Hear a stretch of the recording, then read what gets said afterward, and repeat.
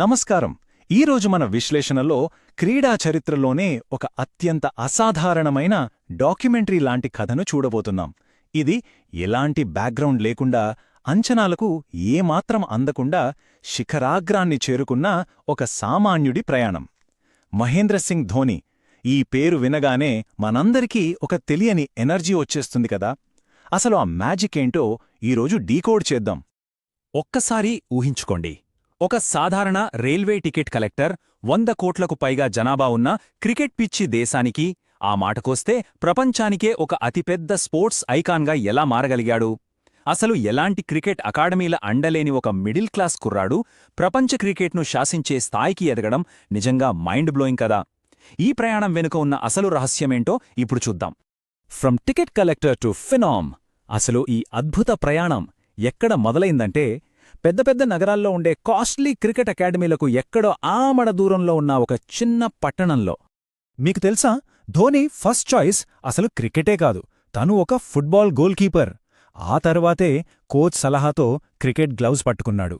2001 నుంచి 2003 వరకు ఖరగ్పూర్ రైల్వే స్టేషన్లో ఇండియన్ రైల్వేస్ తరపున ట్రావెలింగ్ టికెట్ ఎగ్జామినర్గా పనిచేశాడు.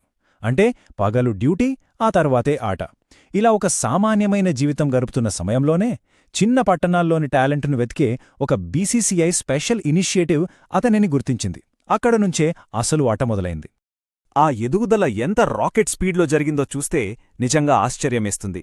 2003 వరకు ఒక టికెట్ ఎగ్జామినర్గా ఉన్న వ్యక్తి కేవలం ఒక్క ఏడాదిలో, అంటే 2004 నాటికి ఇండియా ఏ జట్టులోకొచ్చేశాడు.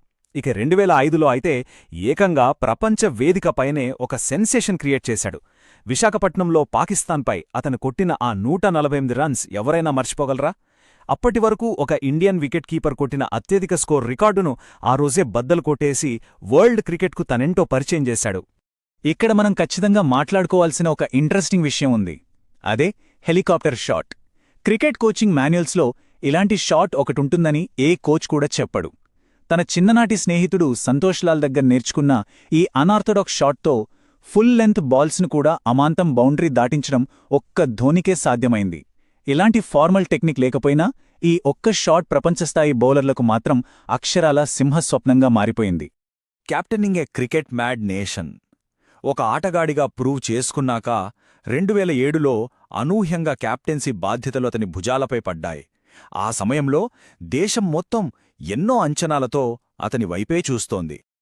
మన దేశంలో క్రికెట్ అంటే ఒక ఎమోషన్. అభిమానుల అంచనాలు ఎప్పుడూ ఆకాశాన్ని తాకుతూనే ఉంటాయి. అలాంటిది పీక్ ప్రెషర్ ఉన్న సిచ్యువేషన్స్లో కూడా ధోని ఎంత ప్రశాంతంగా ఉంటాడో మనందరికీ తెలిసిందే. ఆ ఐస్ కోల్డ్ యాటిట్యూడ్ వల్లే అతనికి కెప్టెన్ కూల్ అనే ముద్దు పేరు కూడా వచ్చింది. బయట దేశం మొత్తం టెన్షన్తో గోళ్లు కొరుక్కుంటుంటే గ్రౌండ్లో అతను మాత్రం చాలా కూల్గా ఉంటూ గేమ్ను మలుపు తిప్పేవాడు. The ultimate ICC trophies. ఇక్కడొక అద్భుతమైన ఫ్యాక్ట్ ఉంది, జాగ్రత్తగా వినండి. 2007లో ఐసీసీ వరల్డ్ 2020, 2011లో ఐసీసీ క్రికెట్ వరల్డ్ కప్, అలాగే 2013లో ఐసీసీ ఛాంపియన్స్ ట్రోఫీ.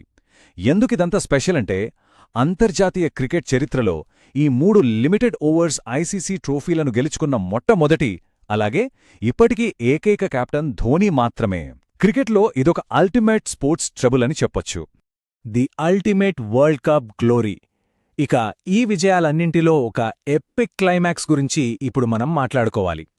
అదే 2011 వరల్డ్ కప్. సొంత గడ్డపై ఒక ప్రెషర్ కుక్కర్ లాంటి వాతావరణంలో జరిగిన టోర్నమెంట్. 91 నాటౌట్. అవును, కేవలం ఈ ఒక్క నంబర్ చాలు ఆ రోజు ఏం జరిగిందో చెప్పడానికి. ఫైనల్లో శ్రీలంకపై అప్పటి వరకు టెన్షన్ పడుతున్న అభిమానులకు బ్యాటింగ్ ఆర్డర్లో తనను తాను ప్రమోట్ చేసుకుని వచ్చి అజేయంగా 91 రన్స్ కొట్టి వరల్డ్ కప్ తెచ్చిన ఆ సీన్ ఎప్పటికీ గూస్బంసే.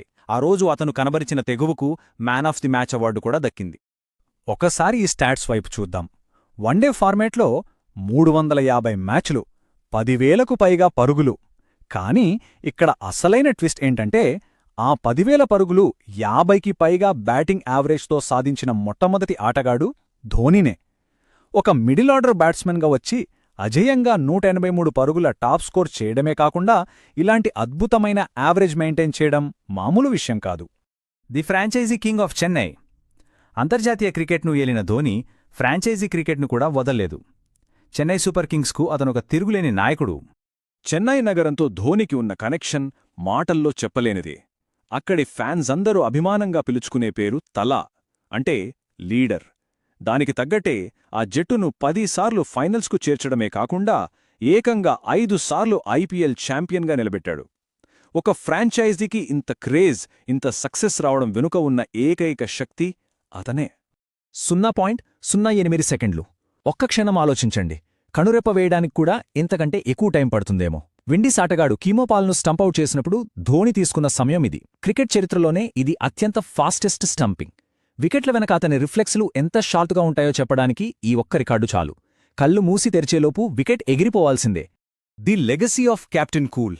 ఇవన్నీ ఒకెత్తైతే ఆ బౌండరీ లైన్స్ బయట అతనుకున్న పర్సనాలిటీ, అతను క్రియేట్ చేసిన కల్చరల్ ఇంపాక్ట్ మరొక ఎత్తు.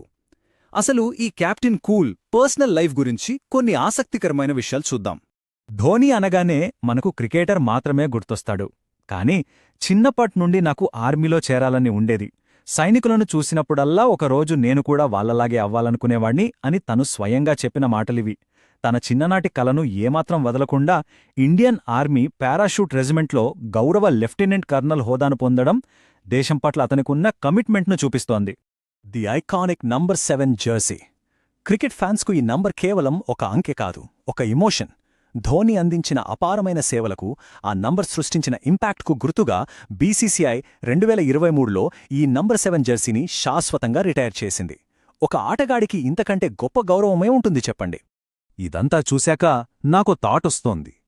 100 కోట్ల మంది అంచనాల భారాన్ని తన భుజాలపై వేసుకుని, ఒక్క చుక్క చెమట కూడా చిందించకుండా కోచింగ్ మాన్యుయల్స్ని పూర్తిగా చెరిపేసి కొత్త రికార్డులు సృష్టించిన మరొక నాయకుడిని క్రికెట్ చరిత్ర మళ్లీ చూస్తోందా? ఒక సామాన్య టికెట్ కలెక్టర్ నుండి అద్భుతాలు సృష్టించిన ఐకాన్గా ఎదిగిన ఈ ప్రయాణం నిజంగా ఒక మోడర్న్ స్పోర్ట్స్ ఫెయిరీటేల్.